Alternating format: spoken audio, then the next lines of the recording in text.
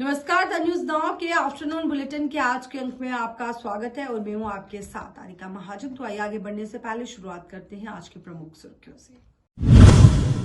जम्मू कश्मीर प्रदेश में मन की बात के 100 संस्करण का मना जश्न। उपराज्यपाल ने मैराथन को झंडी दिखाकर किया रवाना। जम्मू कश्मीर के उपराज्यपाल मनोज सिन्हा द्वारा उधमपुर में संत ईश्वर फाउंडेशन परिसर का किया उद्घाटन समारोह में उपराज्यपाल मनोज सिन्हा ने दी जानकारी। पुंछ हमले पर नेका के अध्यक्ष डॉक्टर फारूक अब्दुल्ला ने दिया बयान। कहा, जम्मू कश्मीर में आतंकवाद खत्म हो चुका है तो फिर पुंछ आतंकी हमला हुआ कैसे। मन की बात का 100वां एपिसोड प्रेरणादायक और उत्साहवर्धक मामला। सोपोर में लोगों का भारी जमावड़ा।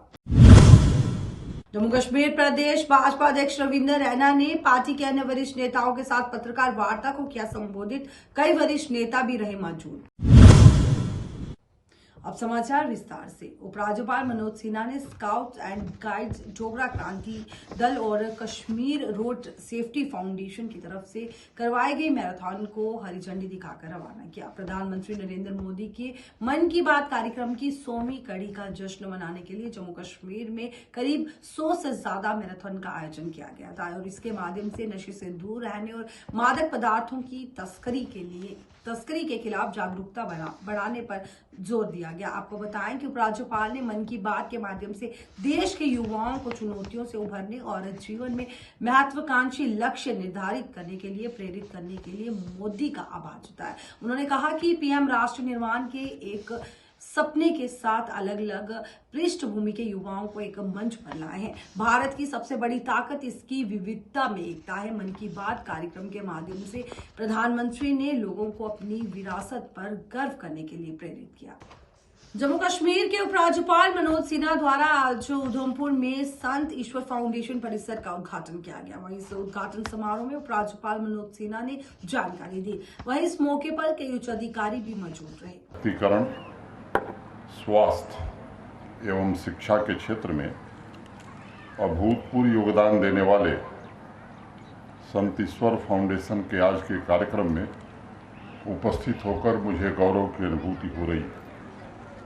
हमारी संस्कृति एवं मूल्यों के आदर्श प्रतीक स्वर्गीय श्री खैराती लाल खन्ना जी की पुण्य स्मृति को मैं नमन करता हूँ।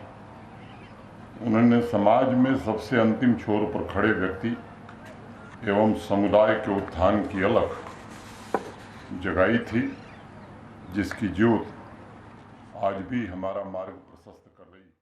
पुंछ हमले पर नेका के अध्यक्ष डॉक्टर फारूक अब्दुल्ला ने अपना बड़ा बयान दिया। आपको बताएं कि डॉक्टर फारूक अब्दुल्ला ने कहा कि अगर सरकार कहती है कि जम्मू कश्मीर में आतंकवाद खत्म हो चुका है तो फिर पुंछ में आतंकी हमला कैसे हुआ।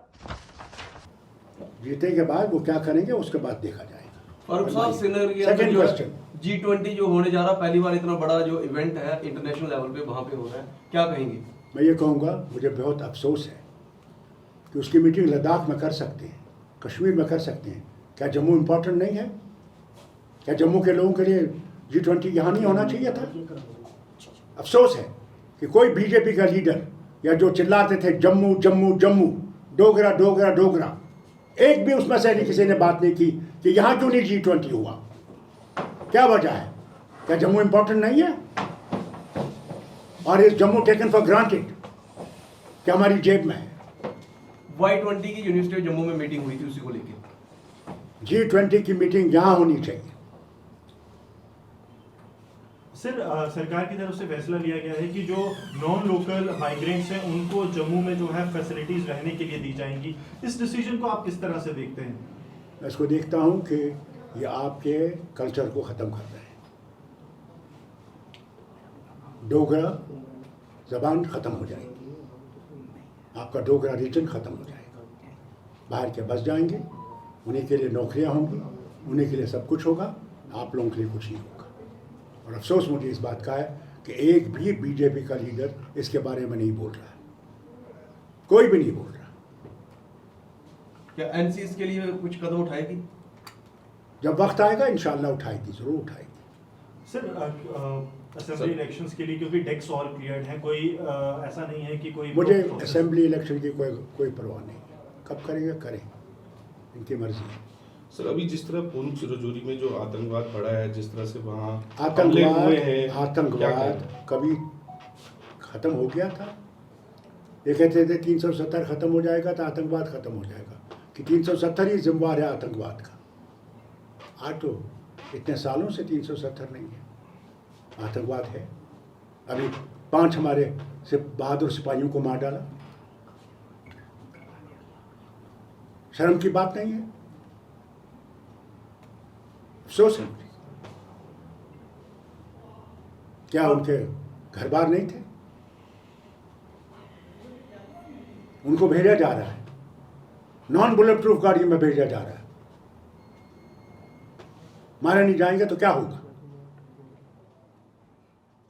सर जिस तरह से ऑपोजिशन यूनिटी की बात की जा रही है, क्या आपको लगता है कि प्रधानमंत्री नरेंद्र मोदी के रेडियो कार्यक्रम मन की बात का 100वां एपिसोड प्रेरणादायक और उत्साहवर्धक है। आपको बताएं कि इस कार्यक्रम को ऐतिहासिक बनाने के लिए बीजेपी ने जोरदार तैयारी की थी। बीजेपी के दूसरे नेताओं ने भी कार्यक्रम को लेकर काफी उत्साह जताया। वहीं अगर सोपोर की बात करें तो सोपोर में लोगों का भारी जमावड़ा देखने को मिला। शुरुआत बहुत नर्वस हुई थी, बहुत डर था इस बात को लेने की जितनी पर ये कर पाएंगे नहीं कर पाएंगे, पर थोड़ा सपोर्ट लोग थे जो कि सपोर्ट नहीं कर पा रहे थे, हमारी मुहिम को इतना तवज्जो भी नहीं दे रहे थे। बट 2020 के बाद जब मन की बात में जिक्र हुआ, उसके मन की बात में जिक्र होने के बाद आप तक बिलीव करें मेरी बात को कि मैं ऑलमोस्ट योग करने की स्टेज पे था, बहुत सारा बदलाव आया मेरे जीवन में, और जो चीजें हो गई थी, जो चीजें हमने सोची नहीं, तो आई एम वेरी थैंकफुल कि पता नहीं कैसे हमारे लोग हमारे काम को दुनिया के सामने लेके आए। तो मेरे लिए बहुत इमोशनल मोमेंट था, तब भी हो रहा है कि मैं हमारे देश के जो प्रथम सेवक। जम्मू कश्मीर प्रदेश भाजपा अध्यक्ष रविंदर रैना द्वारा आज पार्टी कार्यालय में एक पत्रकार वार्ता का आयोजन किया गया।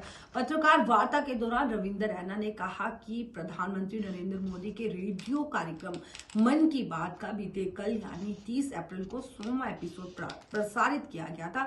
वहीं इस मौके को ऐतिहासिक बनाने के लिए बीजेपी ने जोरदार तैयारी की थी। उन्होंने कहा कि प्रधानमंत्री नरेंद्र मोदी ने 100 एपिसोड तक पहुंचने की यात्रा को बेहद खास बनाया और आगे भी जनता से 11 बजे कार्यक्रम को सुनने की अपील की गई। बीजेपी के दूसरे नेताओं ने भी इस कार्यक्रम को लेकर काफी उत्साह जताया।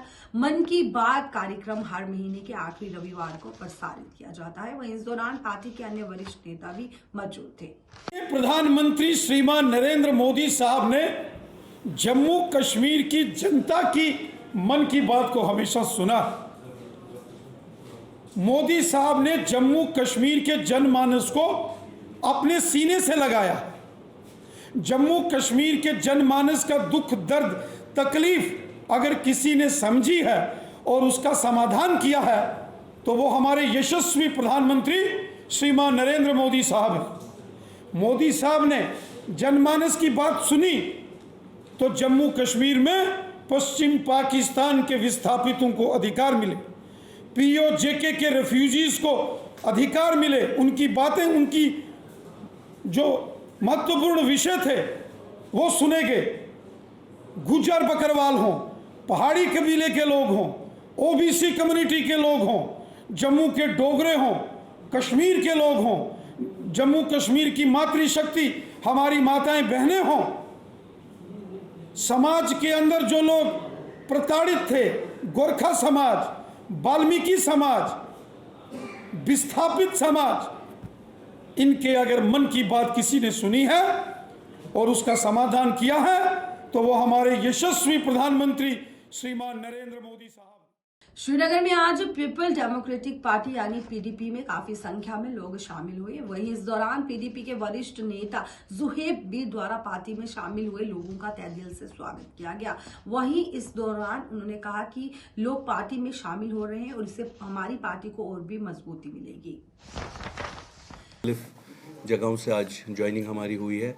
इसका मतलब सिर्फ यही है कि हमारी पार्टी जो है वो सच्चाई के रास्ते पे है और बढ़ रही है।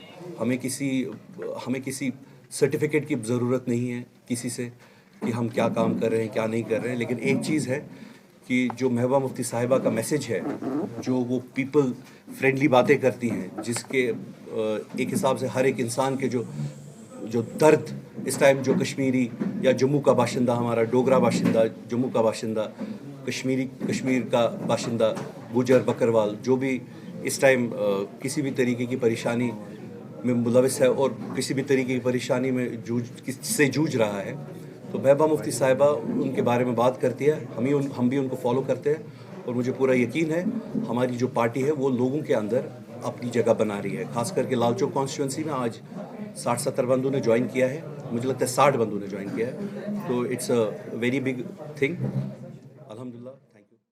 केंद्र ने जम्मू कश्मीर में कोडेड टेक्स्ट भेजने के लिए पाक में आतंकवादियों द्वारा इस्तेमाल किए जाने वाले 14 मोबाइल ऐप को ब्लॉक कर दिया। आपको बताएं कि केंद्र सरकार ने जम्मू कश्मीर में कोडेड टेक्स्ट भेजने के लिए पाकिस्तान में आतंकवादियों द्वारा इस्तेमाल किए जाने वाले 14 मोबाइल एप्लीकेशन को ब्लॉक कर दिया है।